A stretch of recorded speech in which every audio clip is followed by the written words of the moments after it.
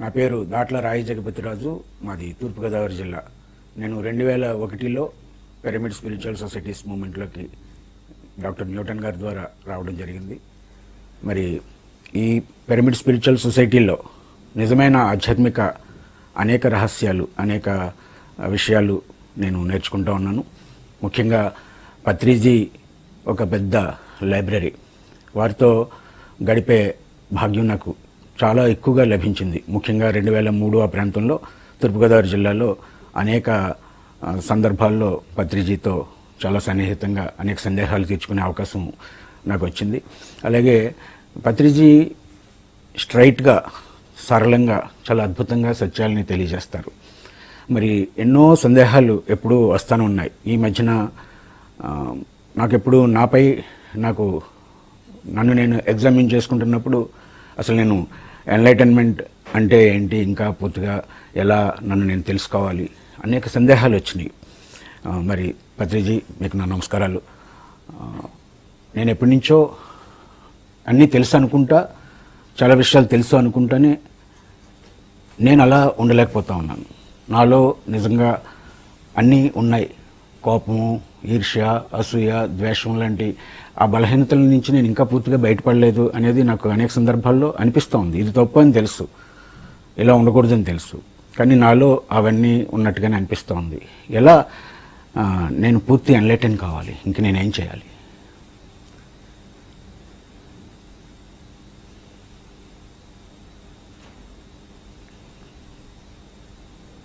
మీకు వచ్చిన ప్రశ్న అందరికీ వస్తుంది, అందరికీ సహజం.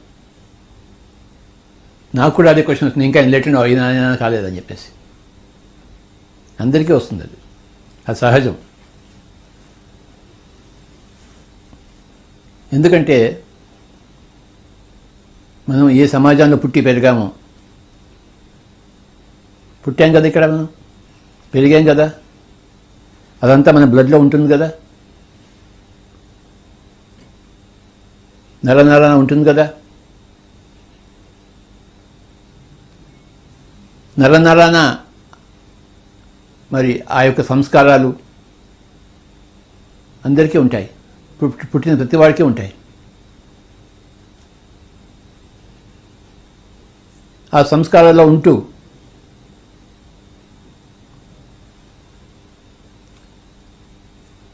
ఆ యొక్క ప్రాపంచికతల్లో ఉంటూ ఇదిలాడుతున్న వాళ్ళమే మనం అందరం. దాని యొక్క ఎఫెక్ట్ ఎప్పుడు మన మీద ఎప్పుడు ఉంటుంది. మీరు ఎంత ఎన్లైటెండ్ అయినా కూడా. కనుక మీకు ఎప్పుడు అలాంటి అనుమానాలు రావడం చాలా సహజం.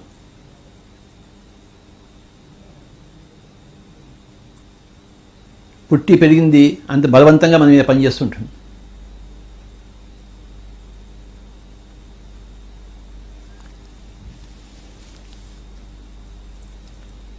ఆ పెరిగిన వాతావరణం మీరు ధ్యానంలో వచ్చిన తర్వాత కూడాను, ఎన్లైటెన్ అయినా కూడాను దాని మీద మీ ప్రభావం పడుతుంటే ఇలాంటి ప్రశ్నలు వస్తాయి. అందరికీ వస్తాయి, ఎందుకంటే అందరూ ఇక్కడే పుట్టారు, ఇక్కడే పెరిగారు. ఎంత ధ్యానం చేసినా, ఎంత ఆత్మజ్ఞాన అనుభవాలు వచ్చినా ఇలాంటి అనుమానాలు వస్తూనే ఉంటాయి. అది సహజం. అది అందులో అసహజం ఏమీ లేదు.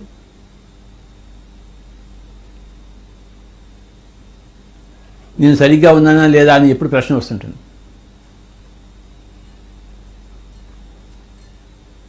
మొట్టమొదటి మనం తెలుసుకోవాల్సిన ఏంటి, మనం ఎప్పుడు సరిగ్గా ఉండవు.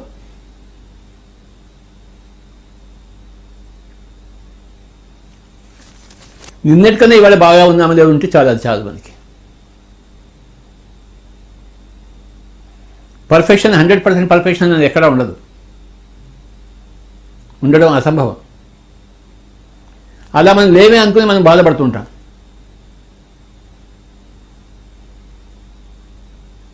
అర్థమైందా? పర్ఫెక్షన్ అనేది ఎప్పటికీ గగన కుసుమమే, అందరిని ద్రాక్ష పండే. ఎప్పుడూ మనం పయనంలోనే ఉంటాం. అదేదో గమ్యం ఉంటుంది, అక్కడ చేరిపోతామని ఎక్కడ ఉండదు. మీరు ఎన్ని జన్మలు ఎత్తినా ఇంకా పైనంలోనే ఉంటారు. ఎంత ధ్యానం చేసినా ఇంకా పైనంలోనే ఉంటారు. ఆ ద్రాక్ష పండు నోట్లోకి రాదు. ఆ ఆకాశ పువ్వు, ఆకాశ కుసుమం మీ ఒళ్ళో వచ్చి పడదు. అది ఎప్పుడు అక్కడ అలానే ఉంటుంది. మనం ఆ పైన చేస్తూనే ఉంటాం.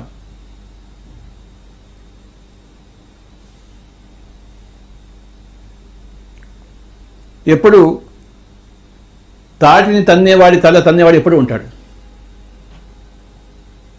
అంటే మనకన్నా ఎప్పుడు ముందు ఉన్న వాళ్ళు ఎప్పుడు ఉంటారు మనకి. వాళ్ళని చూసి మనం ఏమనుకుంటాం, నేను ఇంకా వెనకబడి ఉన్నాను అనుకుంటాం. అది సహజం. అది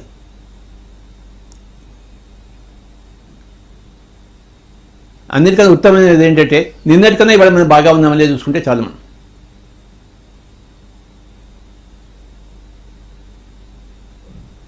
నిన్న 29 మార్కులు వచ్చి ఇవాళ 30 మార్కులు వచ్చాయి. అదే మనకి పర్ఫెక్షన్.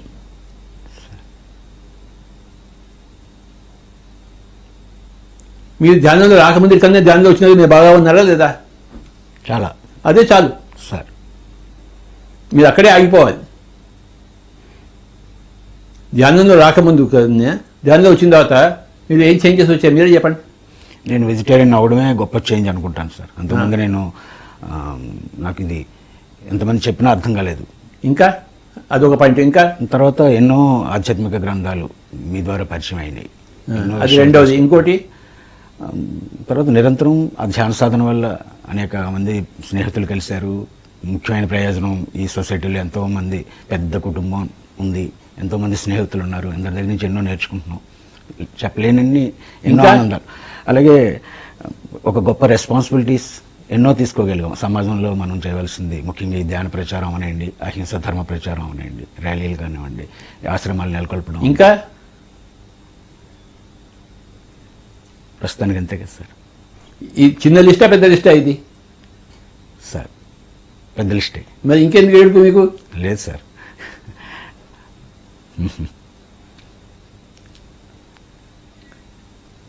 అంటే ఎన్లైట్మెంట్ 2 కొమ్ములు వస్తాయి ఏంటి? కొమ్ములు రావు, ఉన్న కొమ్ములు కరిగిపోతాయి. అది మాత్రం జరిగింది సార్. మరి అదే ఎన్లైట్మెంట్ అంటే. కొమ్ములు మాత్రం పోయినాయి. మీరు ధ్యానం చేయకముందు ధ్యానం చేసిన తర్వాత ఇన్ని లాభాలు వచ్చాయా లేదా? వచ్చినాయి. మరి అంతకన్నా ఇంకేం కావాలి మీకు సంతోషంగా ఉండడానికి? అవును అంతకన్నా ఇంకేం పర్ఫెక్షన్ కావాలి మీకు? సార్.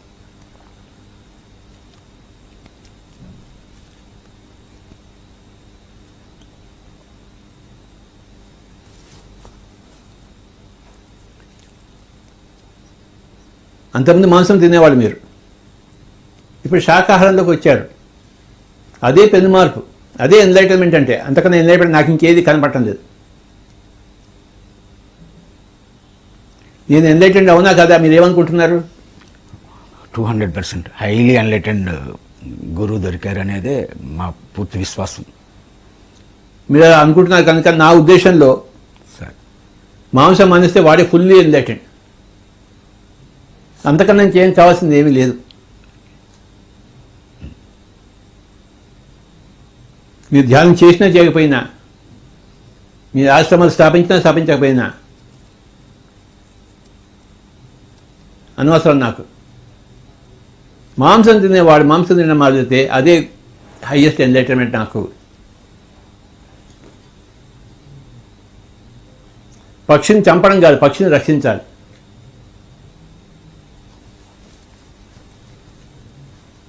బుద్ధుడు రాకుమారుడుగా ఉన్నప్పుడు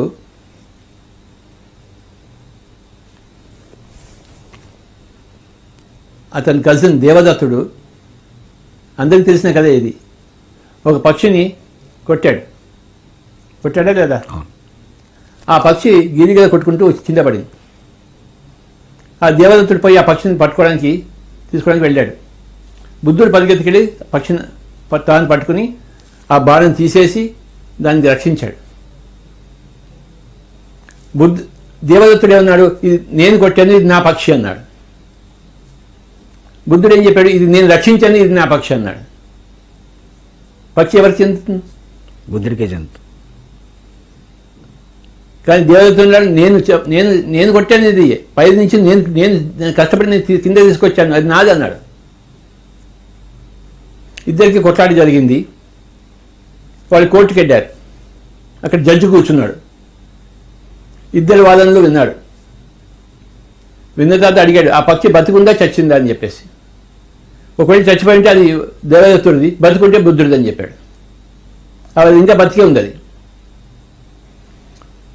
ఇదంతా ఎప్పుడు ఇది బుద్ధుడు ఇంకా అప్పటికి ధ్యానంలో కూడా రాలేదు. రాకుమారుడు ధ్యానంలోకి రాలేదు అబ్బాయి.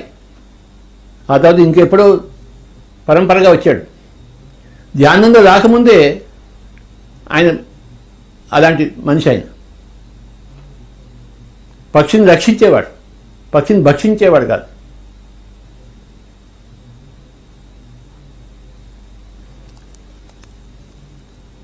పక్షి భక్షణ నుంచి పక్షి రక్షణకు వస్తే నువ్వు నాకు ఫుల్లీ ఎన్లైటెడ్ ఆయన. నువ్వు ధ్యానంలో కూడా రావక్కర్లేదు. ఆ రాకుమారుడు ఫుల్లీ ఎన్లైటెడ్. ఆ అబ్బాయికి నిర్వాణం అంటే తెలియదు, ధ్యానం అంటే తెలియదు, మూడో కాలం అంటే తెలియదు, గత జన్మలు తెలియదు, వచ్చే జన్మలు తెలియదు. ఏమైనా తెలుసా అప్పటికి? ఆ రాకుమారుడికి ఏమీ తెలియదు. కానీ ఒక్కడికి తెలుసు, పక్షి భక్షణ కోసం లేదు, రక్షణ కోసం ఉందని చెప్పేసి. That is enough for me. దేవదత్తుడిలా కాకుండా ఆ రాకుమారుడైన సిద్ధార్థుడిలా ఉంటే అది నాకు 10 లక్షలు 10 కోట్లు. ఆ తర్వాత కదా నాకు అనవసరం. ఆయన సన్యాసంలోకి వెళ్ళాడు, అందరి గురువులను కలుసుకున్నాడు, ధ్యానం చేశాడు, మూడో కన్ను వచ్చింది, గత జన్మలను చూసుకున్నాడు. అవన్నీ ఉన్నాయి, కానీ నాకు అనవసరం. అవి నాకు ఒకటే అవసరం. ఆ దేవదత్తుడు పక్షిని చంపాడు, కొట్టాడు, బుద్ధుడు రక్షించాడు. సిద్ధార్థుడు, బుద్ధుడు కూడా కాదు, సిద్ధార్థుడు. నాకు అంతే చాలా బా. నువ్వు చేసావా లేదా? అంతకుముందు దేవదత్తుడిగా ఉన్నావు, మరి తర్వాత సిద్ధార్థుడిగా అయ్యావా లేదా?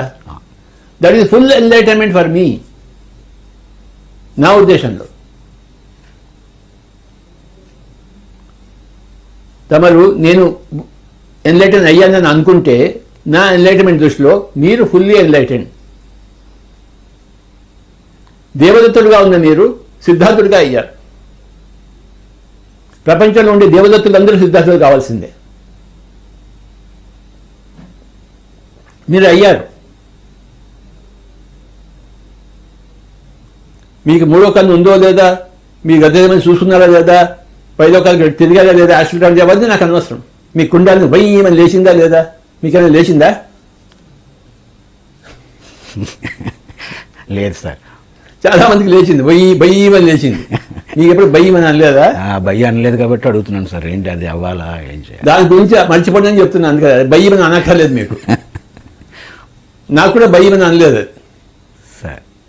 కానీ ఎన్నో పుస్తకాలు చదివాను, అందరికి భయమని పైకి లేచిందని చెప్పేసి, పాముగా రింగ్ వచ్చి పైకి లేచిందని చెప్పేసి నేను చదివాను.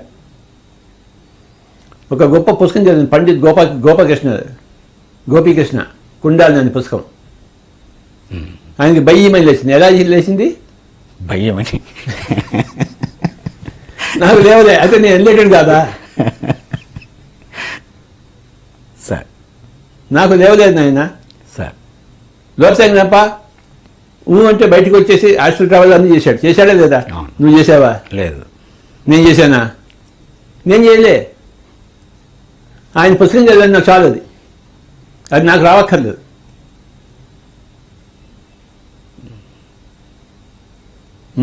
సార్ నేను దేవదత్తుడిలా లేదు, సిద్ధార్థులా ఉన్నా, అది నాకు చాలు. నాకు కానీ ఎవరెవరైతే భయమని లేచిన వాళ్ళందరూ పుస్తకాలు చదువుతాను, అందరికీ చేస్తాను. నాయన నువ్వు ధ్యానం చేస్తే నీకు కూడా భయం ఒకటి లేస్తుంది, దాని పేరు కుండాలని అంటారు, అది ఉందయ్యా అని చెప్తాను.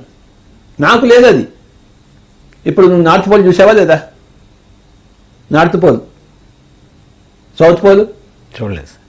అవి ఉన్నాయా లేవా? ఉన్నాయి. మరి నువ్వు చూడలేదు కదా, నువ్వు ఎలా నమ్ముతావు? ఎలా నమ్ముతావు? శాస్త్రాలు పెద్దలు చెప్పినవి శాస్త్రాన్ని చూసి నీకేమైనా అనుమానం ఉందా నార్త్ పోల్ ఉందో లేదా అని? లేదు. అవును. ఆ? అలాగే కుండాన్ని కూడా నాకుంది, అనుమానం లేదు. ఎవరైతే ధ్యానం చేస్తే వాడికి అంతే భయం అని లేస్తుంది. అది నేను సరిగ్గా ధ్యానం చేయలేదు, లేవలేదు. కానీ నాకు అది అనవసరము. నాకు ఒకటే అవసరము, ప్రతి దేవదత్తుడు ఒక సిద్ధార్థుడిలా కావాలి, అంతే. That is my view of enlightenment.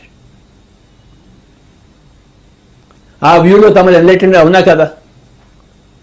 మరి ఇంకెందుకు మీకు డౌట్స్? సార్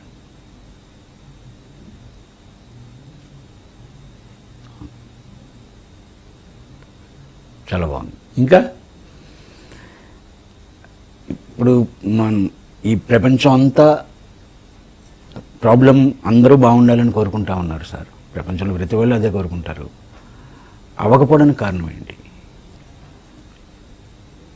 అందరూ బాగుండాలని కోరుకున్నారు. ఆ కోడి కూడా బాగుండాలని కోరుకున్నారా? ఆ మేక బాగుండాలని కోరుకున్నారా? మేకను కొయ్యాలని అనుకున్నారు, ఆ కోడిని కొయ్యాలని అనుకున్నారు. బాగుండాలని అనుకున్నారా మీరు? మనుషులు బాగుండాలని అనుకున్నారు, ఆ జంతువులు బాగుండాలని కోరుకున్నారా? కొంతమంది కోరుకున్నారు, ఎక్కువ మంది కోరుకోలేదు. అవును. మరి అందుకే మరి అలానే ఉంటుంది ప్రపంచం. ఆ కోడి కూడా బాగుండాలి, ఆ మేక కూడా బాగుండాలి, ఆ చీర కూడా బాగుండాలి. అప్పుడు మీరు బాగుంటారు. అవి బాగుండకపోతే మీరు బాగుండరు. వాటిని మీరు చంపుకు తింటే మిమ్మల్ని చంపుకు తినే కరోనా వస్తుంది. ఆ వాటి చావు మీ చావు వేరు వేరేనా? రెండు ఒకటే. వాటిని చంపుకు తింటున్నారు కనుక ఈ ప్రపంచం బాగుండదు. ఎందుకు బాగుంటుంది? ఎలా బాగుంటుంది?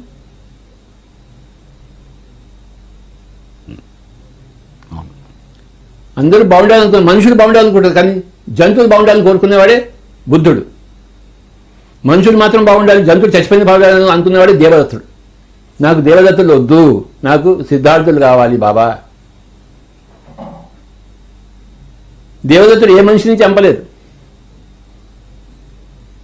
అంగుళీమాలులా చంపలేదు, కానీ జంతువులను చంపాడు. చంపాడా లేదా?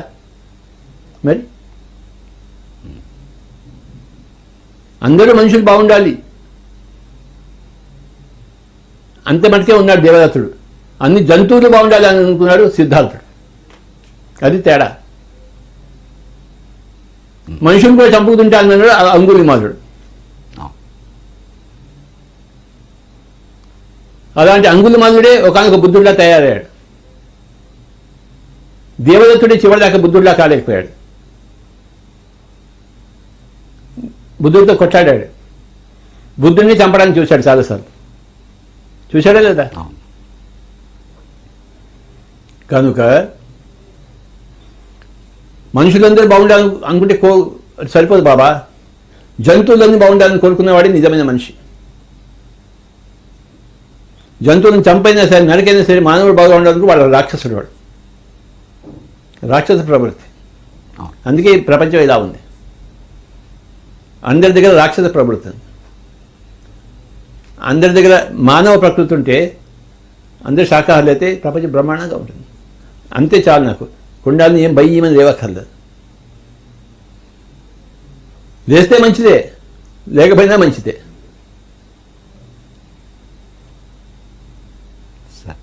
అయ్యా, ఇప్పుడు ధ్యానంలో అనేక అనుభవాలు వస్తాయి కదా సార్, వస్తున్నాయి సార్.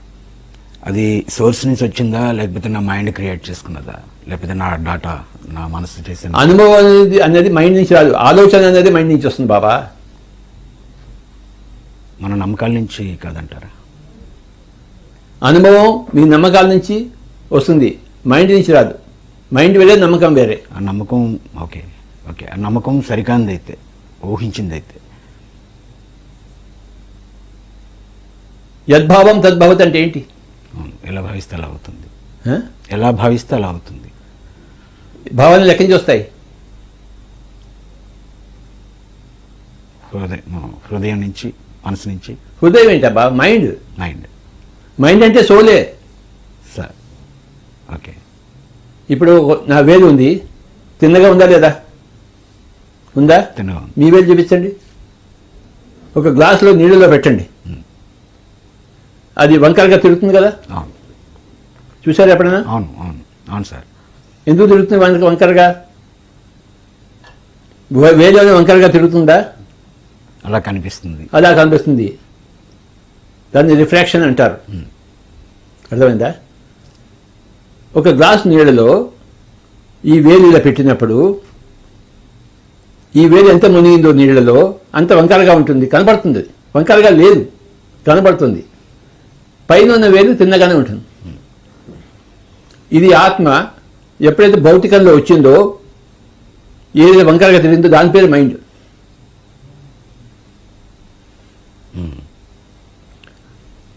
ఒకటే వేలు, అది 2 వేళ్ళు లేవు.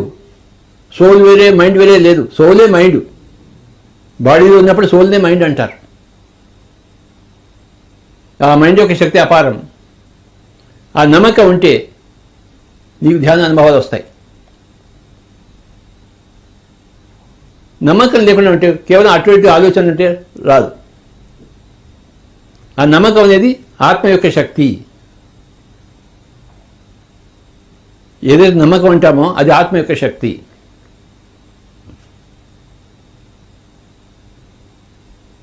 ఆ మనసు అంటామో అది ఆత్మే. అది మనసు అంటే ఆత్మే.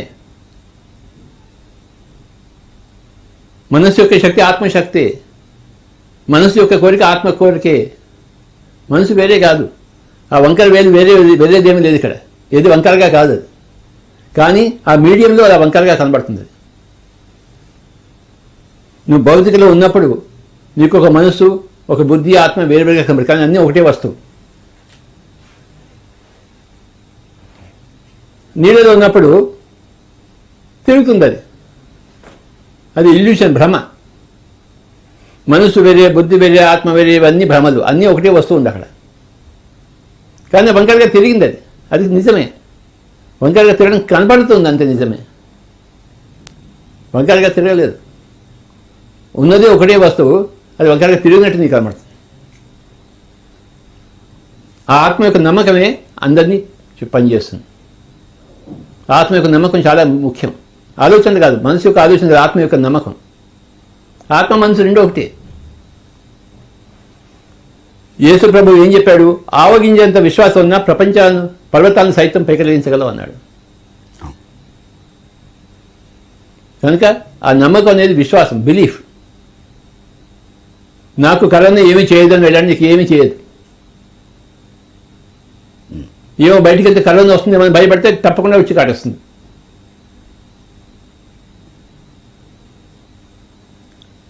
ఆధ్యాత్మికత అంటే మన మీద మన విశ్వాసం పెంచుకోవడం.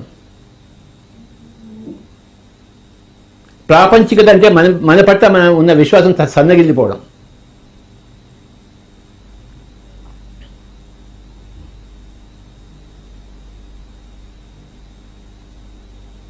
హనుమంతుడు గాల్లో ఎగిరాడే లేదా? మీరు చూశారా? పురాణాల్లో చదివాను సార్. హనుమంతుడిలో ఎగిరిన వాడే మిదారేపా కూడా. 1100 సంవత్సరంలో ఆ టిబెట్లో వాళ్ళంతా మిదారేపని గాల్లో అలా తిరుగుతూ చూసేవాళ్ళు. మిదారేప మరి ఆయనే గాల్లో తిరిగినప్పుడు చూసినప్పుడు హనుమంతుడు ఎంత తిరిగాడు? ఎక్కడి నుంచి వచ్చే శక్తి వాళ్ళకి? తమ మీద తమకి నమ్మకం. ఆ హనుమంతుడు కానీ మిదారేపగా కానీ ఆ నమ్మకం వేరే, ఆత్మ యొక్క శక్తి.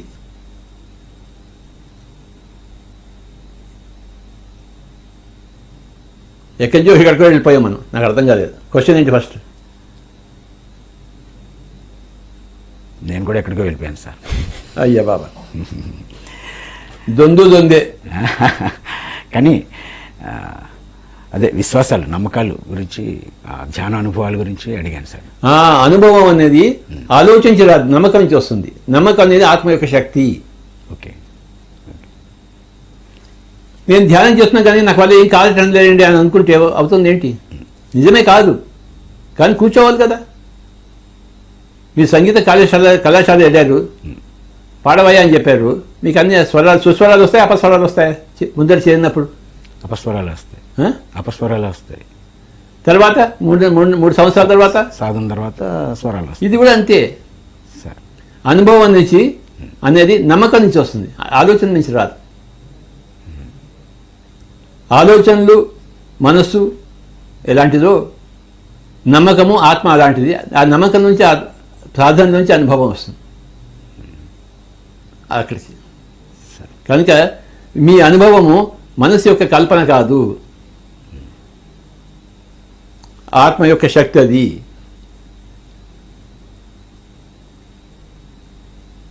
మీ అనుభవం మీరు నమ్మాల్సిందే.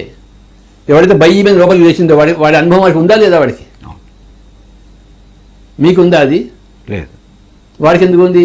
అది అనుభవం. అది మనసు కల్పన ఎలా అవుతుంది? అది మనసు మీరు కల్పన చేయండి. బయ్యి మీద వేస్తుంది చూద్దాం. కాసేపు చేయండి మనసు కల్పన. లేవాలి లేవాలి లేవాలి అని చెప్పి లేస్తుందా? లేస్తుందా? నమ్మకం ఉంటే. అనుభవం అనేది మనసు యొక్క కల్పన కాదు నాయన, ఓకే, అది ఆత్మ యొక్క శక్తి. అది నమ్మకం ద్వారా వచ్చిన ఆత్మశక్తి, ఆత్మ యొక్క అనుభవం. సార్ నా పర్పస్ ఎలా తెలుసుకోవాలి సార్? నా లైఫ్ పర్పస్. మీ పర్పస్ మీరు తెలుసుకున్నారు, అయిపోయారు కూడా. దేవదత్తుడుగా ఉన్న మీరు సిద్ధార్థుడిగా అయ్యారు. అంతకన్నా ఏం కావాలి మీకు పర్పస్? అంతకన్నా ఏమీ లేదు పర్పస్. ఇంకా హాయిగా ఎంజాయ్ చేయండి, సినిమాలు చూడండి, ఐస్ క్రీమ్ తినండి. మీ పర్పస్ అయిపోయింది. దేవదత్తుడిగా పుట్టి పెరిగిన మీరు సిద్ధార్థుడిగా అయిపోయారు. దాంతో మీ పర్పస్ అయిపోయింది లెక్క. ఇంకా ఎంజాయ్ చేయండి, సినిమాలు చూడండి. సినిమాలు చూస్తారా చూడరా మీరు? చూస్తాను సార్. నేను ఈ కలవడానికి రోజుకి ఒక సినిమా చూస్తున్నాను, డైలీ 1 సినిమా. ఇన్ని సినిమాలు ఎప్పుడు చూడలేదు నేను. సార్ ఎంతోమంది ఎన్లైటెండ్ మాస్టర్స్ ఈ భూమి మీద వచ్చారు కదా సార్. బుద్ధుడు విగ్రహారాధన వద్దన్నారు, మరి శంకరాచార్యులు అన్ని విగ్రహాలు కావాలి సార్. శిల్పకళ కావాలా వద్దా? కావాలి. చిత్రకళ కావాలా వద్దా? కావాలి. నృత్య కళ కావాలా వద్దా? సంగీత కళ కావాలా వద్దా? కళలు కావాలి. అందుకే శిల్పకళ కూడా చాలా ముఖ్యం. అది కళగానే చూడాలంటారు. కళ గొప్ప కళ అది, అంతేగాని పూజ కోసం పనికిరాదు. అది పూజ లేదు. స్వామి దయానంద సరస్వతి ఏం చెప్పాడు? ఆర్య సమాజ స్థాపకుడు, మహా గొప్ప వేద పండితుడు. స్వామి దయానంద సరస్వతి గురించి అరవిందో గారు చెప్పారు, అంతకన్నా గొప్ప వేద పండితుడు ఇంకోటి ఎవరు పుట్టలేదు ఇండియాలో అని చెప్పేసి. ఇది ఎవరి స్టేట్మెంట్? ఇది అరవిందుల వారి స్టేట్మెంటు దయానంద సరస్వతి గారి గురించి. అంతకన్నా గొప్ప వేద పండితుడు పుట్టలేదని చెప్పేసి. అలాంటి వేద పండితుడు ఏం చెప్పాడు? పూజ మెట్టు కాదు అగడతా అన్నాడు. ఏమన్నాడు? పూజ మెట్టు కాదు అగడతా. అగడత అంటే ఏంటి తెలుసా? కింద కందకం, కోట చుట్టూ ఉండే కందకం. అందులో పడిపోతాడు, కూరుకుపోతాడు. కనుకని బుద్ధుడు పూజ వద్దు నాయనా అన్నాడు, ధ్యానం చేయబోయే అన్నాడు. కానీ హిందూ సమాజం అంతా పూజల్లో కూరుకుపోయింది. ఆ హిందూ సమాజాన్ని ఉద్ధరింప కోసమే బుద్ధుడు పెట్టాడు. కానీ మళ్ళీ హిందూ సమాజం కూరుకుపోయింది పూజల్లో. మళ్ళీ పిఎస్ఎస్ఎం వచ్చింది, మళ్ళీ దాన్ని పైకి తీసుకురావడానికి కోసం. పూజ మెట్టు కాదు అగడతా అని స్వామి దయానంద సరస్వతి ఎవరైతే వేద పండితుడో, మహావేద పండితుడో చెప్పాడు. మీరు అన్ని వేదాలు చదివారా? లేదు సార్. మీలాంటి పెద్దలు దాన్ని సారాన్ని చెప్తుంటే నేను చదవలేదు. కానీ నేను చదివింది ఏంటంటే అరవిందులు వారు చెప్పారు, స్వామి దయానంద సరస్వతి అందరికన్నా గొప్ప వేద పండితుడు అని చెప్పేసి. అలాంటి ఆయన చెప్పిన స్టేట్మెంట్ ఏంటంటే పూజ మెట్టు కాదు అగడతారు. ఆయన పుస్తకం సత్యార్థ ప్రకాశాన్ని ఉంది, మీరు చదివారా? చదివాను సార్, మీరు చెప్పాకనే చదివాను. ఎలా ఉంది ఆ పుస్తకం? అద్భుతంగా ఉంది.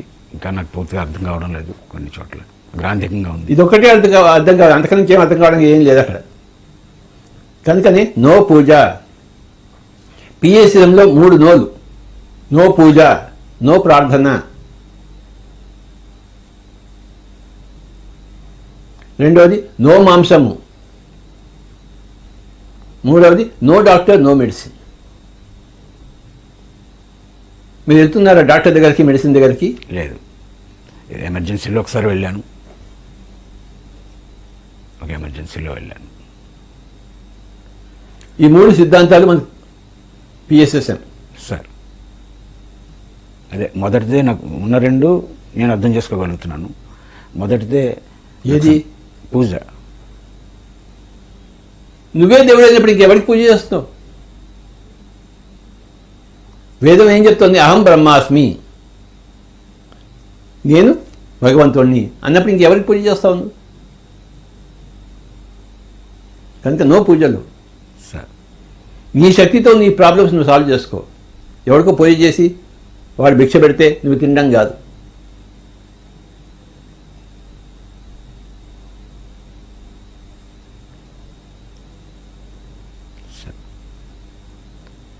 పూజ మెట్టు కాదు అగడతా, ఇంకా లోపలికి ఊరుకుపోతావు.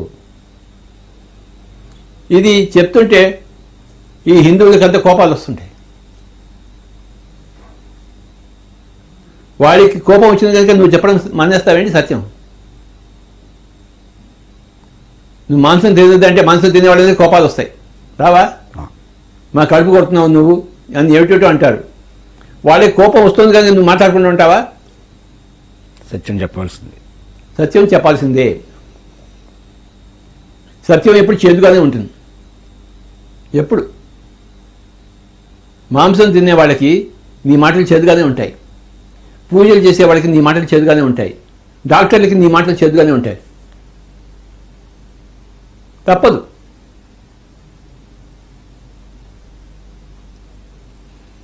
ఇప్పుడు భారతీయ హిందూ సంస్కృతిలో ఎన్నో శాస్త్రీయ విషయాలే ఉన్నాయి సార్. ఉదాహరణకి బొట్టు. పూర్వపు రోజుల్లో ఎవరైతే ధ్యానం చేసి 3వ కన్ను సంపాదించుకున్నారో వాళ్ళు మటుకు బొట్టు పెట్టుకునేవాళ్ళు, పక్క వాళ్ళకి చెప్పడం కోసం.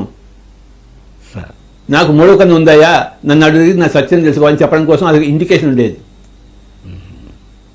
అందరూ కాదు. ఓకే. అదొక ఇండికేషన్. ఎవరైనా బొట్టు పెట్టుకుంటే ఓహో స్వామీజీ మీకు 3వ కన్ను ఉంది కదా అని మాకు సత్యం చెప్పండి అని చెప్పేవాళ్ళు అనమాట. ఓకే. తర్వాత అందరూ బొట్టు పెట్టుకోవడం మొదలుపెట్టారు.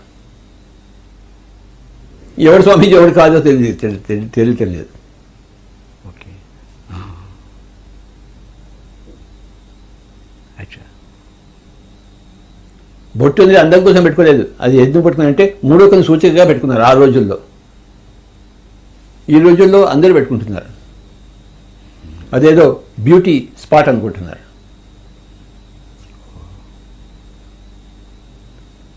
అది బొట్టు యొక్క ఆవిష్కరణ, అలా జరిగింది. సార్ తర్వాత సార్ సత్యం మీలాగా ఎంతోమంది చెప్పడానికి వస్తున్నారు, ఎంతోమంది చెప్తున్నారు. ఒకటి, ఎవరిని అజ్ఞానంలో ఉన్న వాళ్ళకి ఎవరిని అనుసరించాలో తెలియదు. 2, ఇప్పుడు ఈ దశలో మీడియా ఎక్కువ ప్రభావం చేసి ఎవరైతే సత్యం చెప్పడానికి వచ్చారో వాళ్ళ మీద చాలా దారుణమైన దాడి జరుగుతుంది. సామాన్యులందరూ యేసు ప్రభువుని కొట్టలేదా?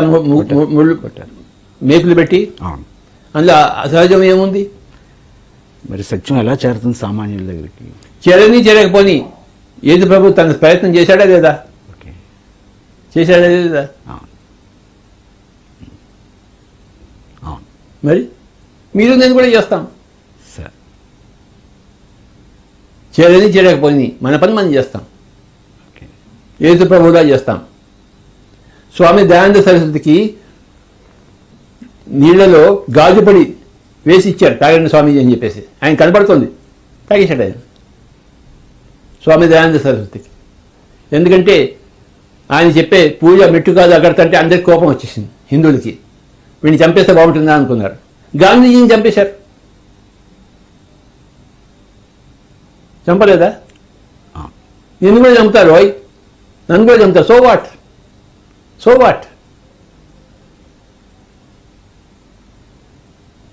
So what yeah? నువ్వు చచ్చినా చావు, ఇంక నువ్వు చావులో నీకేం నష్టం ఉంది? కానీ నువ్వు సత్యం చెప్తావు. సత్యంలోకి వచ్చిన వాళ్ళంతా సత్యమే చెప్తారబ్బా. వాళ్ళ మీద దుమ్ము పోస్తున్నా సరే, వాళ్ళ మేకులు పెట్టి కొడుతున్నా సరే, వాళ్ళు చిరునవ్వుతో చేస్తారు వాళ్ళ పని.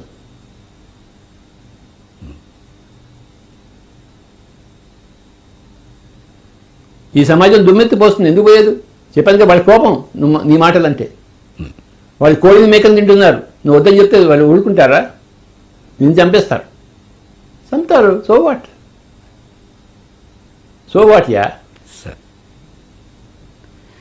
ఇప్పుడు ఈ విద్యా వ్యవస్థ అంటే మెకాలే రాసిన లెటర్ చూస్తాను సార్. 1835లో మెకాలే ఇంగ్లాండ్ పార్లమెంట్కి ఈ దేశం చాలా బలంగా ఉంది, వీళ్ళ సంస్కృతి వీళ్ళ మూలాలు చాలా పటిష్టంగా ఉన్నాయి, వీళ్ళ మీద మనం పెత్తనం చేయాలంటే వాళ్ళ విద్యా వ్యవస్థను నాశనం చేయాలి అని ఆయన లెటర్ రాశారు, ఆ మెకాలే విద్యా విధానం అని.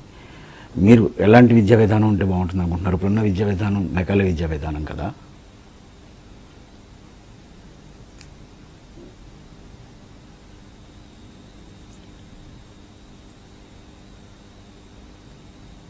మెకాలే వచ్చి బ్రిటిష్ వాడు వచ్చి భారతదేశం విద్యా విధానం మెరుగుపరిచాడు. ఒక గొప్ప లాంగ్వేజ్ని ఇచ్చాడు, ఇంగ్లీష్ లాంగ్వేజ్ని. ఆ ఇంగ్లీష్ లాంగ్వేజ్ ద్వారా మనకు సైన్స్ అంతా వచ్చింది. సంస్కృతం నుంచి వచ్చింది ఆ సైన్స్. ఏ లాంగ్వేజ్ నుంచి వచ్చింది ఇండియాకి? ఓకే, ఇప్పుడు మోడర్న్ సైన్స్ అనేది. మెకాలే ఎంతో మంచి పని చేశాడు, మంచివన్నీ తీసుకొచ్చాడు, సైన్స్ తీసుకొచ్చాడు. ఈ మూర్ఖులని భారతీయులే తమని వదిలిపెట్టేసి వాళ్ళని పట్టుకున్నారు, అంతేకాని తమని వదిలిపెట్టకుండా వాళ్ళని పట్టుకోవాల్సింది. అది మెకాలే తప్పేమీ చేయలేదు. బ్రిటిష్ వాడు ఏం తప్పేం చేయలేదు. చక్కటి వెస్టర్న్ సంస్కృతిని ఇచ్చాడు. మనం మన భారతీయ సంస్కృతిని వదిలిపెట్టుకోకుండా వాళ్ళ సంస్కృతిని పట్టుకోవాలి మనం. ఇది వదిలిపెట్టే వాళ్ళ సంస్కృతి మన మూర్ఖత. ఎప్పుడు పక్కవాడిని తిట్టద్దు, మనమే తిట్టుకోవాలి. తిట్టుకోవాల్సిన వస్తువు వస్తే. గ్రేట్. నేను నమస్కారం పెడతాను మెకాలే గారికి. మంచి విద్యా విధానం పెట్టాడు. మనమంతా అదే విద్యా విధానం నేర్చుకున్నాం కదా, స్కూలు కాలేజు. మనం ఏ విద్యా విధానం నేర్చుకున్నాం మనం చిన్నప్పటి చెప్పేదాకా? మెకాలే విధానం. మరి దాన్ని మళ్ళీ దుయ్యబడతారేంటి? మన భారతీయ సంస్కృతి మనం వదిలిపెట్టుకుని మాంసం తింటున్నాం, అది అక్కడ దురదర్శ పట్టింది.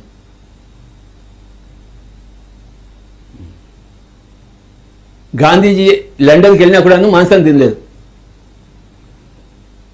మన వాళ్ళు ఇక్కడే కూర్చుని మాంసాలు తింటున్నారు, మీరే తిన్నారు మాంసాలు. అది దుర్దశ, అంతేకాని మెకాలే దుర్దశ కాదు. మాంసం తినడం దుర్దశ.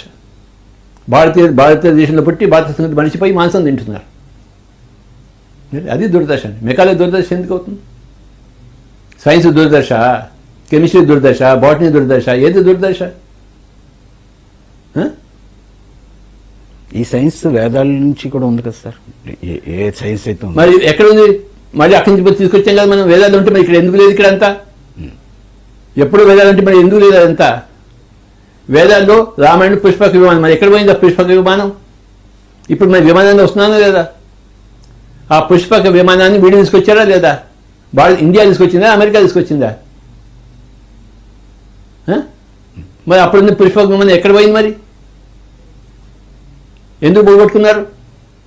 ఎలా పోగొట్టుకున్నారు చెప్పండి. మన ఫాల్టే, మన సంస్కృతిని, మన దానికి మళ్ళీ వాళ్ళ రైట్ బ్రదర్స్ వాళ్ళని చేసి తీసుకొచ్చారంటే గొప్ప విషయమే కదా. మళ్ళీ ఇప్పుడు ఏరోప్లేన్లు తిరుగుతున్నామా లేదా? వేదం వల్ల తిరిగామా? ఇప్పుడు సైన్స్ వల్ల తిరిగామా? ఆ సైన్స్కి నా యొక్క జేజేడు. ప్రతి ఊళ్ళోనూ పుష్పక విమానాలు వస్తున్నాయి. విమానం తిరుగుతుంది, పోతుంది, విమానం తిరుగుతుంది, అందరికీ పుష్పక విమానాలే.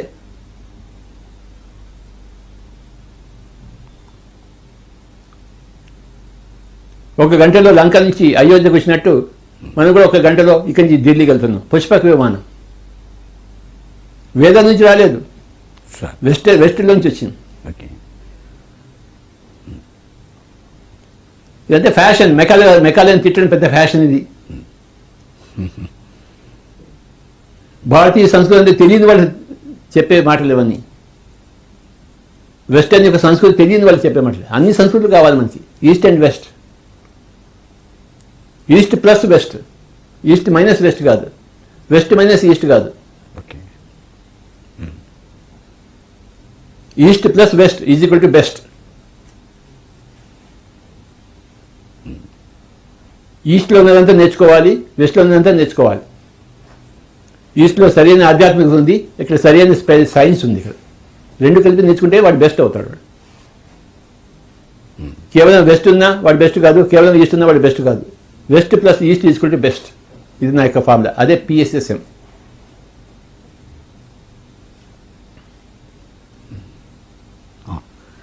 మెకాలే గారికి నా యొక్క నమస్కారాలు. మీ ఇష్టం సార్. అర్థమైంది సార్. ఈ సోషల్ లాస్ సమాజంలో మనం ఉన్నప్పుడు దానికి స్పిరిచువల్ లాస్కి చాలా భిన్నంగానే అనిపిస్తాయి.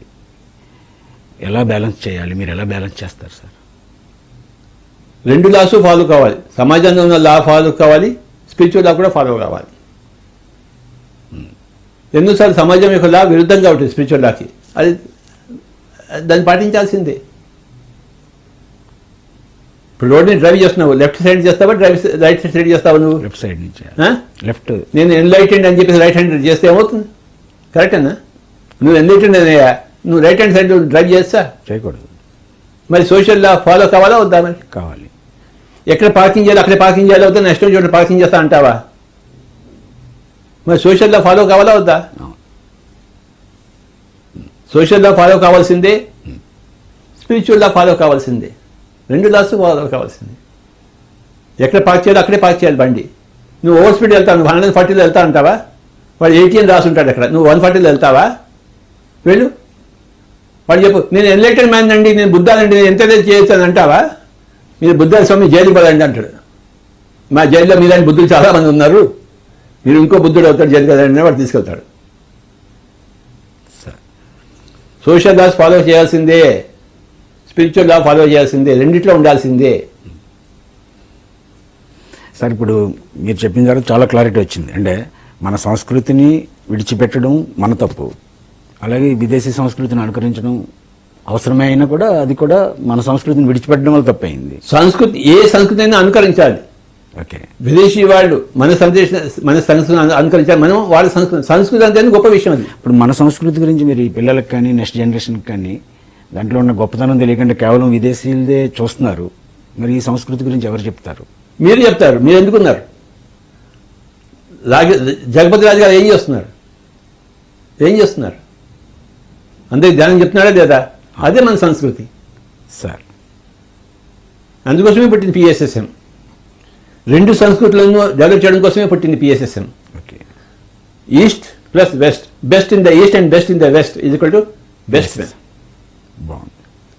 సంస్కృతి అనేది గొప్పది, వెస్టర్న్ సంస్కృతి అనేది గొప్పది, భారతీయ సంస్కృతి, ఈస్టర్న్ సంస్కృతి గొప్పది. సంస్కృతి అనేది గొప్పది. ఆ సంస్కృతి పదం అనేది గొప్ప పదం, అది గొప్ప పదం అది. సార్ ఇప్పుడు ఆధ్యాత్మికతలో ప్రాపంచికతలో అన్నిట్లో కూడా డబ్బే డామినేట్ చేస్తుంది. మనీకే అన్ని విషయాల్లో మనీ అవసరం అవుతుంది. ఆధ్యాత్మికతలో లేదే, ఎవడు చెప్పాడు? మరి మనం కార్యక్రమాలు చేయాలంటే డబ్బు కావాలి. మనం ఏం డబ్బు అక్కర్లేదు మనకి.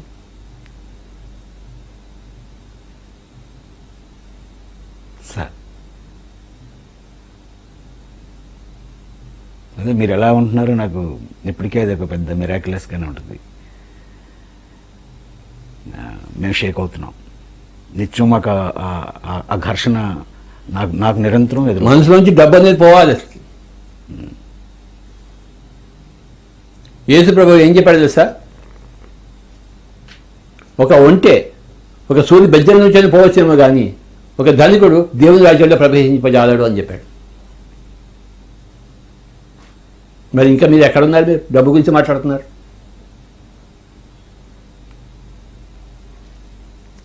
పూర్వపు రోజుల్లో బార్టర్ సిస్టమ్ అనేది ఉండేది.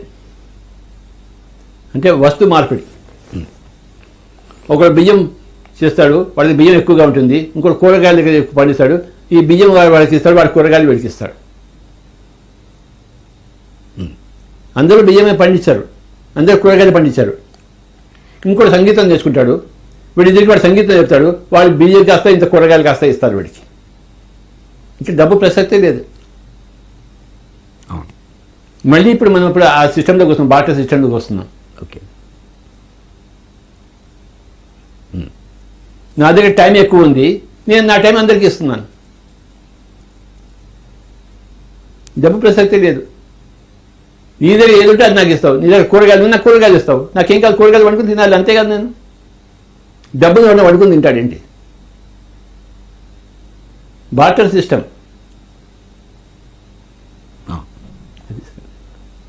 మానిటరీ సిస్టమ్ కాదు, బార్టర్ సిస్టమ్. ఓకే, బాగుంది సార్. ఇప్పుడు గాయత్రి మంత్రం మీద ఒక రీసెర్చ్ చూశాను సార్ నేను. ఫోనెటిక్ ఎఫెక్ట్ ఇన్నర్గా అనేక ఫ్యాకల్టీస్ని అవేకెన్ చేస్తున్నట్టు, ఆ వైబ్రేషన్స్ దాన్ని రీచ్ అవుతున్నట్టు. Everything has got effect on others. మరి మంత్రానికి ఎఫెక్ట్ ఉన్నప్పుడు నువ్వు తుమ్మినా ఇంకోటి మీద ఎఫెక్ట్ ఉంటుంది. ఈ రోజులో నువ్వు తుమ్మితే వాడు పక్క పరిగెత్తిపోతున్నాడు, తలవాళ్ళు వస్తుంది బాబా అని చెప్పేసి. అవును, మంత్రానికి ఎఫెక్ట్ ఉంది కదా. ఒక చెరువులో ఒక రాయి వేసావు, దాని ఎఫెక్ట్ ఉంటుందా లేదా? ఏముంటుంది? ఎఫెక్ట్ ఉంటుంది, తరంగాలు వ్యాపిస్తాయి మరి? చెరువు అంతా. అవును. దీన్నే వాస్తుశాస్త్రం అన్నారు, వాస్తుశాస్త్రం అన్నారు. ఆ సూర్యుడు అక్కడ తిరిగితే, ఆ నక్షత్రం ఇక్కడ పోతే మన మీద ఎందుకు వస్తుందంటే వస్తుంది, ఎఫెక్ట్ వస్తుంది. Everything effects everything else. మన సౌండ్ ఎఫెక్ట్ కాదా? అవును.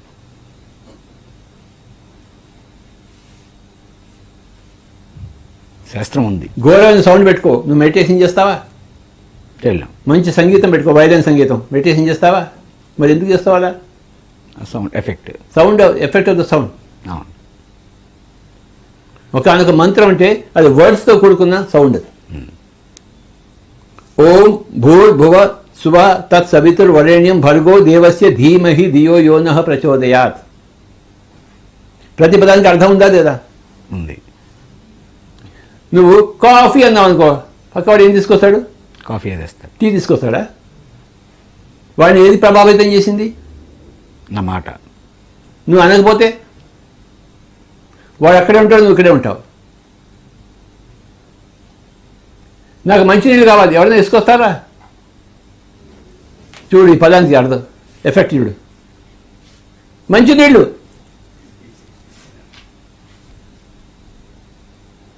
నువ్వు ఎలా తీసుకొచ్చావయ్యా? ఇదే సౌండ్, ఇదే మంత్రం నాయన. నేను మంచినీళ్ళు అంటే మంచినీళ్ళు నా చేతికి వచ్చిందా లేదా?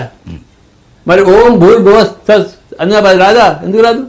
మాట యొక్క గొప్పతనం, సౌండ్ యొక్క గొప్పతనం, పదం యొక్క గొప్పతనం, పదార్థం యొక్క గొప్పతనం. నువ్వు ధ్యానం చేస్తున్నావు కనుక గాయత్రి మంత్రం చించపరిచారు దోయ్. నువ్వు టూ మచ్ చేస్తున్నావు నువ్వు mister Jagapathi Raju. Thank you మామ. సార్,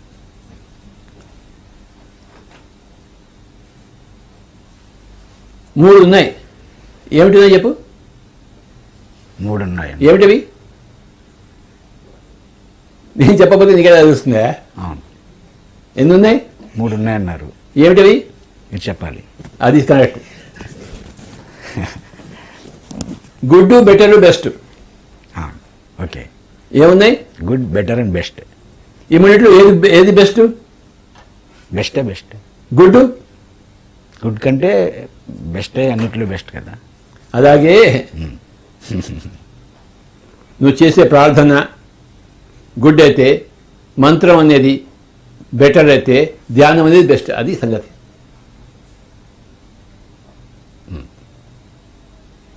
బ్యాడ్లో ఉన్నవాడు గుడ్లోకి రావాలి, గుడ్లో ఉన్నవాడు బెటర్లో పోవాలి, బెటర్లో ఉన్న బెస్ట్ పోతాడు. సహజమే అది.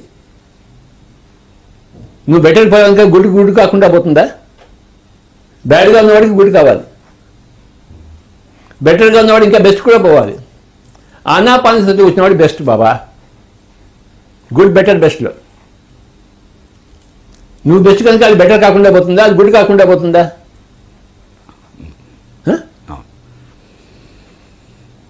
నువ్వు బెస్ట్ అయితే మిగతా ఉంది బ్యాడ్ అవుతాయా? గుడ్ ఎప్పుడు గుడ్గానే ఉంటుంది, బెటర్ ఎప్పుడు. 3 ఉన్నాయి. ఎన్ని ఉన్నాయి చెప్పు? 3. ఏమిటివి? Good, better and best. ఇందులో ఏది బెస్ట్? Best is best. ఏది గుడ్? ఫస్ట్ అన్నీ గుడ్డే. గుడ్డు కాల్సి గుడ్డు, బెటర్ కాల్సో గుడ్డు, బెస్ట్ కాల్సో గుడ్డు. ఓకే. కానీ ఏది బెస్ట్ మూడిట్లో? ఇది బెస్ట్. అలాగా ఆనాపానసతి ఇది బెస్ట్ బాబా. కనుక మనం అనుభవిస్తామయ్యా మనం. నువ్వు ఎవరికైనా ఇవ్వాలనుకుంటే 3 ఉన్నాయి ఇవ్వడానికి. గుడ్ ఇస్తావా, బెటర్ ఇస్తావా, బెస్ట్ ఇస్తావా? బెస్ట్ ఇవ్వాలి. అంతే మరి. అందుకే మనం గాయత్రి మంత్రం ఎవరికి చెప్పాము. అది బెటరే, కానీ మన దగ్గర బెస్ట్ ఉంది కనుక మనం బెస్ట్ చెప్తాం. అది సంగతి. నీకు బెస్ట్ తెలియనంత వరకు బెటరే బెస్ట్, బెటర్ తెలియనంత వరకు గుడ్డే బెస్ట్. బెటర్ తెలిసిన తర్వాత గుడ్ కన్నా బెటర్ బెస్ట్, బెస్ట్ తెలిసిన తర్వాత బెటర్ కన్నా బెస్టే బెస్ట్. సార్, ధ్యాన ప్రక్రియ మీరు ఎంత సులభంగా మన అందరికీ చాలా సులభంగా చెప్తున్నాం, కానీ నా అనుభవంలో ఈ భూమి మీద అత్యంత కష్టమైంది శ్వాసను గమనించడం అనిపిస్తుంది. యద్భావం తద్భవతి. ఇది కష్టం అనుకుంటే అది కష్టమే. సంగీతం నేర్చుకోవడం కష్టమా సులభమా? నేను చాలా మంది సీనియర్ మాస్టర్ సంగీతం నేర్చుకోవడం కష్టమా సులభమా? ఇంట్రెస్ట్ ఉంటే సులభమే. మరి ఏది కష్టం కాదు, ఏది సులభం కాదు. ఇంట్రెస్ట్. సార్, ధ్యానం మీద ఇంట్రెస్ట్ ఉండాలి. ధ్యానం మీద ఇంట్రెస్ట్ లేదు కనుక వాడికి కష్టం అవుతుంది. ఇంట్రెస్ట్ ఉంటే సులభం అవుతుంది. కనుక ఏది కష్టం కాదు, సులభం కాదు. ఇంట్రెస్ట్ గురించి మాట్లాడుతున్నాం. నీకు ఇంట్రెస్ట్ లేదు, నువ్వు ఎందుకు వస్తావు? ఇంట్రెస్ట్ ఉంటే చేస్తా. ఇంట్రెస్ట్ ఉంటే ఎవరెస్ట్ పర్వతాన్ని ఎక్కుతాడు వాడు. వాడు ఎలా ఎక్కాడు ఎవరెస్ట్ పర్వతాన్ని? అది మామూలు విషయమా? ఎవరెస్ట్ పర్వతాన్ని ఎక్కడం మామూలు విషయమా? మరి వాడు ఎలా ఎక్కాడు? అతని ఇష్టం. ఇప్పుడు కొన్ని వేల మంది ఎక్కారు ఎవరెస్ట్ పర్వతం. ఇంట్రెస్ట్ నోడు ఎక్కుతాడు. నువ్వు సంగీతం నేర్చుకున్నావా? లేదు. ఎందుకు నేర్చుకోలేదు? ఇంట్రెస్ట్ ఉన్నా నీకు లేదు, అసలు ఇంట్రెస్ట్ లేదా నీకు? రెండో ఇంట్రెస్ట్ సాధన మీద కంటే. అది ఈజీగా ఉంది కదా సార్ నేర్చుకునే కంటే. Correct sir. నేను 6 కిలోమీటర్లు సైకిల్ తొక్కుతూ వెళ్ళేవాడిని హైదరాబాద్ నుంచి సికింద్రాబాద్కి సంగీతం నేర్చుకోవడానికి. సంగీతం నేర్చుకోవడం కోసం. సార్, నేర్చుకున్నాను. ఇంట్రెస్ట్ ఉండి నేర్చుకున్నాను. కనుక అది సులభమా కష్టమా అని కాదు, రాంగ్. అది ఇంట్రెస్ట్ ఉందా లేదా అది పాయింట్. సార్, ఇప్పుడు మీకు ఈ జ్ఞానం అంతా గత జన్మ సంస్కారాల వల్ల లేకపోతే ఈ జన్మలో సాధన వల్ల మీ గురువు వల్ల వచ్చిందా? ప్రతి మనిషికి కూడాను ఏదైనా వచ్చినా అది 99% గత జన్మ నుంచి వస్తుంది, 1% వర్తమాన జన్మ నుంచి వస్తుంది. 99+1 అది ఫార్ములా ఫర్ ఎవ్రీబడి. మీకు, నాకు, ప్రతి ఒక్కరికి. జన్మ సంస్కారాలు 99 గత జన్మ నుంచి వస్తుంది, 1 ఈ జన్మ నుంచి వస్తుంది. ఈ జన్మలో పురుష ప్రయత్నం. That is the formula for everybody. Sir, మీరు ఇంత కరుణామూర్తి కదా. నేను కోపం అనుకున్నవాడిని నాకు తర్వాత మీరు కొద్దిగా అర్థమైన తర్వాత మీకు ఎంతో కరుణ ఉండబట్టే ఈ అన్ని జీవులు కాపాడబడాలని మీరు ఒక పెద్ద ఉద్యమాన్ని నడుపుతున్నారు. మేమందరం అందులో భాగస్థలం అయ్యాం. ఇంత కరుణున్న మీరు ఏదైనా డౌట్ అడిగితే ఎందుకు మీరు అంటే ఈరోజు నన్ను బాగానే చూశారు, తిట్టలేదు. తిట్టలేదా? తిట్టలేదు. అయితే తిట్టొద్దు, ఇప్పుడు కూడా తిట్టొద్దు దయచేసి. మీరు ఏదైనా ప్రశ్న అడిగితే నేను రాజమండ్రిలో చూశాను సార్. ఒక మీటింగ్ అయింది మందే. వస్తున్నప్పుడు ఒక బ్లైండ్ పర్సన్ వచ్చి, గురుగారు నాకు కళ్ళు కనబడవు అన్నాడు. మీరు వెంటనే కోపంగా గోదావరిలో పడి చావు అన్నారు. మరి వాడు చావలేదా? చావలేదు. తర్వాత వచ్చాడు, నా దగ్గరికి వచ్చాడు. అంటే మీరు ట్రీట్మెంట్ కోసం అలా అంటారా? నాయన, నేను ఒక మనిషి కోసం పుట్టలేదు, ప్రపంచం కోసం పుట్టాను. అవును. ఒక మనిషి కోసం పుడితే ఒక జీవితం అంతా ఆ మనిషి కోసమే పెడతాను. తీపిగా మాట్లాడుతూ అతను నేను లేట్ అని చేస్తా. ఒక మనిషిని ఎందుకు చేయదంటే, కానీ నేను ప్రపంచాన్ని ఉద్ధరించడం కోసం పుట్టాను. ఒక మనిషికి 1 సెకండ్ కానీ నాకు టైం లేదు. నాకు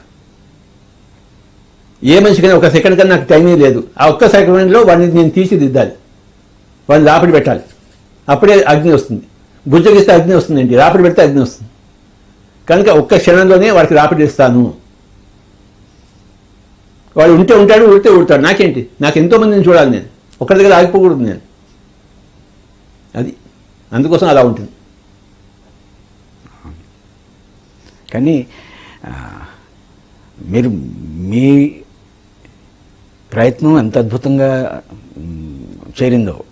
ఎందుకంటే మేము చాలా సామాన్యంగా ఉండేవాళ్ళం. ఒకవేళ మిమ్మల్ని చేరకపోతే అసలు ఆధ్యాత్మికత అంటే మాకు తెలిసినదే వేదం అనుకున్నాం. బాబు నేను కాకపోతే నా మొగుడు వచ్చి ఉండేవాడే నీ దగ్గరికి. సార్ ఇవాళ మేమందరం గురువులుగా చల్లమని అయిపోతున్నాం. నాకు అది కూడా గిల్ట్గానే ఉంది. నేను ఎన్లైటన్ కాకుండా నేను వెళ్ళి క్లాసులు చెప్తున్నాను ఏంటి? నువ్వు ఎన్లైటన్ అయ్యేవని చెప్తున్నావు కదా. నువ్వు దేవదత్తుడిగా కాకుండా సిద్ధార్థుగా ఉందని చెప్పేసి నీకు సర్టిఫికేట్ ఇచ్చేసాను. నువ్వు ఫుల్లీ ఎన్లైటన్ అని చెప్పేసి. సార్ అక్కడితోనే ఆగు సార్. నువ్వేం బుద్ధుడికి అవ్వక్కర్లేదు, సిద్ధార్థుడు అయ్యావు. Sir that is enough level of enlightenment for any person. బాగుంది. ఇంకా ప్రపంచంలో అంతా దేవదత్తులు ఉన్నారు కదా, అవును. వాళ్ళందరూ సిద్ధార్థులుగా కావాలి. అది మన యొక్క లక్ష్యము. నువ్వు అయ్యావు కదా, ఇవాళ ఎన్లైటెండ్. నేనే ఎన్లైటెండే.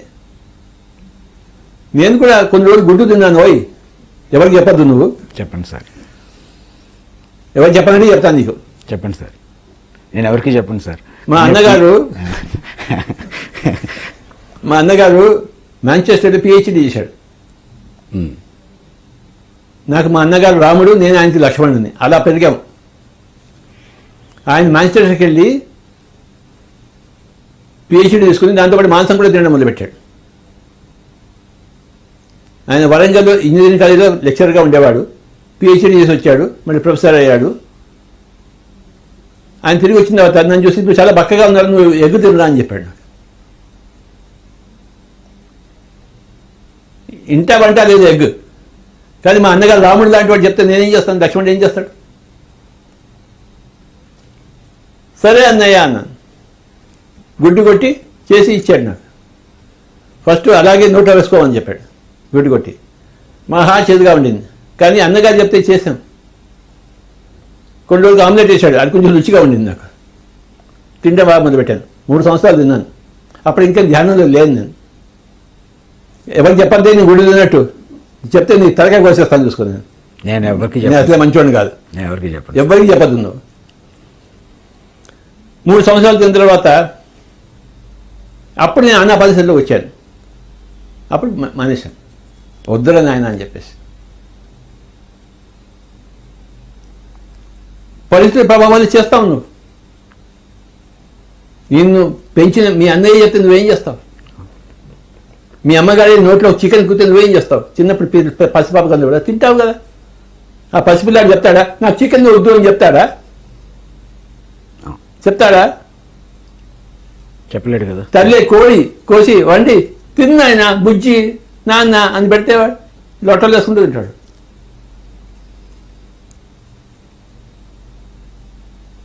సో నేను కూడాను పాపాలు చేశాను. ఆయన గుడి తిన్నాను.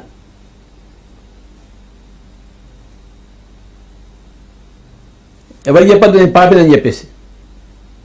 ఏదో మంచిగా బతుకుతున్నాను ఇప్పుడు నేను. ఇలా బతికింది ఆయన. ఎవరికి చెప్పద్దు ఈ పాయింట్. అది సంగతి.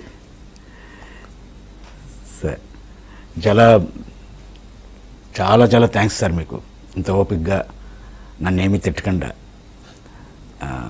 మీరు మాకు అన్ని సందేహాలను తీర్చినందుకు, ముఖ్యంగా యావత్ పిరమిడ్ ప్రపంచం ప్రతిరోజు మీ సందేశం కోసం అందరూ చూస్తున్నారు ఏంటి? అందరూ చూస్తున్నారు మరి నేను చెప్పేశానే. మరి మీరు అందరూ చూస్తారు సార్. నేను చెప్పను సార్.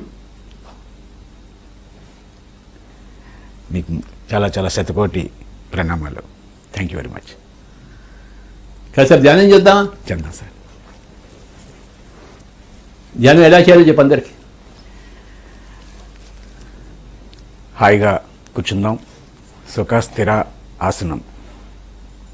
ఎవరి వయస్సుతో అన్ని నిమిషాలు ప్రతిరోజు ధ్యానం చేయడం. ఒక విషయం ధ్యానం చేసే ముందర మన కొత్త ధ్యాన జగత్ మ్యాగజైన్ వచ్చింది. అందరూ దీన్ని తీసుకోవాల్సిందిగా కోరుకుంటున్నాను. లాక్డౌన్లో 3 నెలల తర్వాత మళ్ళీ మనం ప్రింట్ చేశాము. ధ్యాన జగత్. ఈవిడ అక్క మహాదేవి, గొప్ప మాస్టర్. ఈవిడ కర్ణాటకకు చెందిన మాస్టరు అక్క మహాదేవి. ఇది మన పిరమిడ్, కడతాల్ పిరమిడ్, కైలాసపుర పిరమిడ్. ఈ మ్యాగజైన్ అందరూ తీసుకోవాల్సిందిగా కోరుకుంటున్నాను. చాలా గొప్ప మ్యాగజైను. ఇంకా ఏప్రిల్ మే ఇష్యూస్ కూడాను ఇంకో 10 రోజుల్లో అవి కూడా ప్రింట్ అవుతున్నాయి. అవి కూడా అందరికీ చేరుతాయి.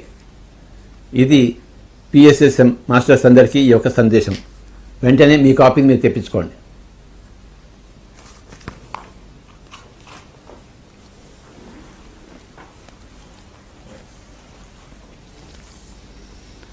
హాయిగా కూర్చుందాం. ఒక 10 నిమిషాలు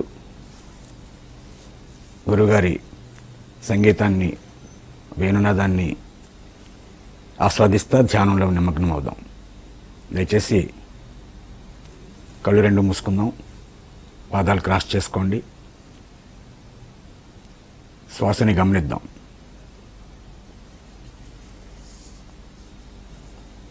సహజమైన శ్వాసని గమనించడమే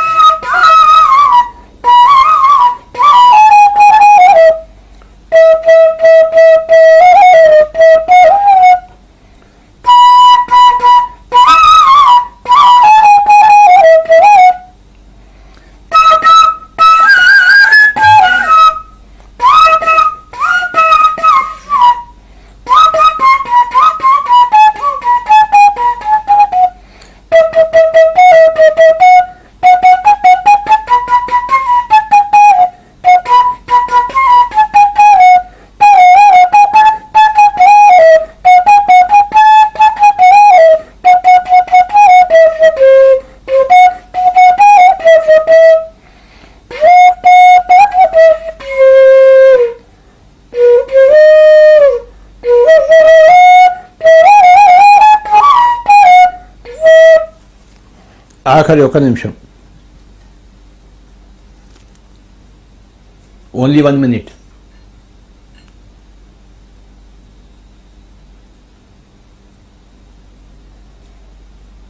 ఒకానొక దేవదత్తుడు ఒకానొక సిద్ధుడుగా కావడానికి శాకాహారము, ఒకానొక సిద్ధార్థుడు ఒక బుద్ధుడిగా కావడానికి ఆనాపానసతి. మొట్టమొదటిగా దేవదత్తుడు సిద్ధార్థుడుగా అవ్వాలి, మొట్టమొదటి స్టెప్. సెకండ్ స్టెప్ సిద్ధార్థుడు బుద్ధుడిగా మారాలి, దానికి ఆనాపానసతి. సో 2 స్టెప్స్ ఉన్నాయి, శాకాహారము ప్లస్ ఆనాపానసతి. శాకాహారం ద్వారా ప్రతి దేవదత్తుడు ఒక సిద్ధార్థుడిగా తయారవుతాడు. ఆనాపానసతి ద్వారా ప్రతి సిద్ధార్థుడు ఒక బుద్ధుడిగా తయారవుతాడు.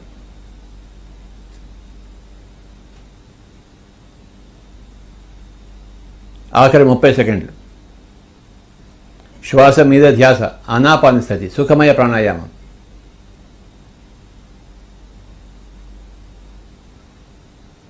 ఆఖరి 20 సెకండ్లు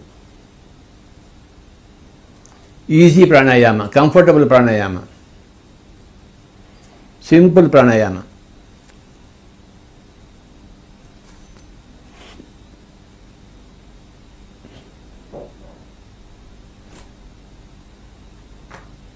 దేవదత్తుడు ప్లస్ శాకాహారం ఈజ్కొల్టు సిద్ధార్థుడు, సిద్ధార్థుడు ప్లస్ ఆనాపానసతి ఈజ్కొల్టు బుద్ధుడు.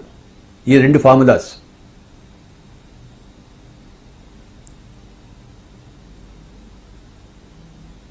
ఆఖరి 10 సెకండ్లు 10, 9, 8, 7, 6, 5, 4,